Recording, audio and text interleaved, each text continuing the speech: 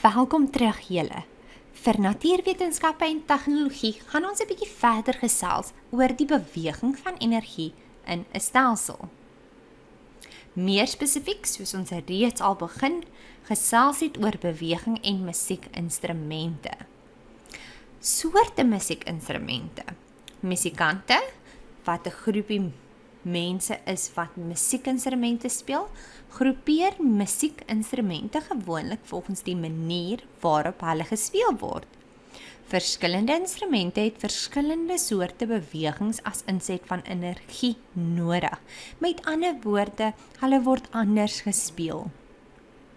Daar is 3 hoofgroepe waarin instrumente verdeel kan word. Kom ons kyk 'n bietjie na daardie groepe. Die eerste groep is slaginstrumente wat ons skud, slaan, skraap of soos 'n trom slaan. Dan kry ons strykinstrumente wat die tweede groep is. En dit is instrumente wat ons speel deur die snare te tokkel of te vryf soos 'n gitaar of viool. En die laaste groepie wat ons vandag gaan bespreek is blaasinstrumente. Nou dit is instrumente waarop ons blaas soos 'n kwela fluitjie of 'n tuba. Nou, hoe maak vibrasies musiek? Mag jy dalk wonder? Welkom, ek vertel jou. Baie musiekinstrumente het dele wat vibreer. Soms vibreer die hele instrument. En nee, jy kyk nie net na die instrument en sien hoe hy vibreer nie, jy voel hoe hy vibreer. Wanneer iets vibreer, skud dit met klein bewegings heen en weer. Inset van bewegingsenergie, soos blaas, slaan, tokkel of vryf, laat die vibrasies begin. Die vibrasies beweeg van die instrument af deur die lug en ons hoor dit as klanke. Baie interessant, né?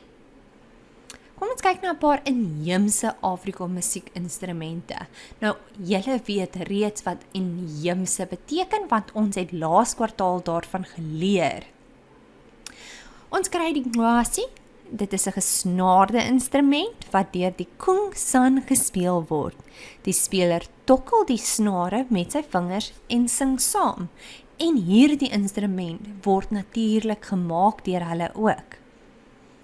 Dan kry ons die mbila van die Venda mense en dit is die enigste tradisionele marimba in Suid-Afrika. 'n Marimba het houtbalkies wat elkeen verskil in lengte. Elke balkie maak 'n ander noot wanneer dit geslaan word. Dit is basies net soos 'n klavier. Elke noot is anders. Dan kry ons 'n boog. Nou dit is 'n eenvoudige instrument wat van natuurlike materiaal gemaak word soos stokke en senings van diere. Die boog word gespeel deur op die snaar te tokkel, tik of selfs vryf. Soms word 'n ronde houer aan die boog geheg om die klanke harder te maak. Nou, hulle hou ook van om dit te versier deur gebruik te maak van kleurvolle krale. Musiek, sang en dans is belangrik vir al die mense in Afrika. Inheemse Afrika musiekinstrumente is eers in Afrika ontwerp, gemaak en gebruik. Baie hiervan word nog steeds deur Afrika gemeenskappe gebruik en sommige word nou ook in ander dele van die wêreld gebruik. Elkeen van die instrumente maak sy eie unieke klank. Klank is die hoofuitset van energie van alle musiekinstrumente. So die uitsetenergie is basies klankenergie vir musiekinstrumente. Kom ons kyk na nog 'n paar inheemse Afrika musiekinstrumente. Die mbira is 'n klein houtinstrument met metaalsleutels. Die sleutels word met die duime getokkel en dit kom van Zimbabwe, maar word deur die Venda, Tsonga en Pedi mense van Suid-Afrika gebruik. Dan kry ons die horings. Nou dit word reg deur Afrika as musiekinstrumente gebruik. Die horing word gespeel deur lug deur 'n opening langs die kant te blaas. Nou daardie instrumente is redelik moeilik om te blaas. Dit is nie soos 'n normale fluit nie. Horings is dikwels gebruik om mense na die koning se kraal te roep.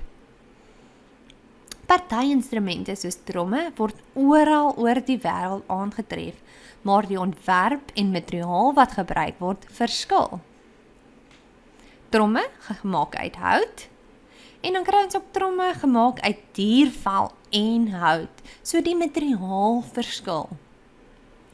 En dit is al vir vandag. Ek hoop julle het dit interessant gevind om 'n bietjie meer te leer oor verskillende instrumente en veral oor inheemse instrumente.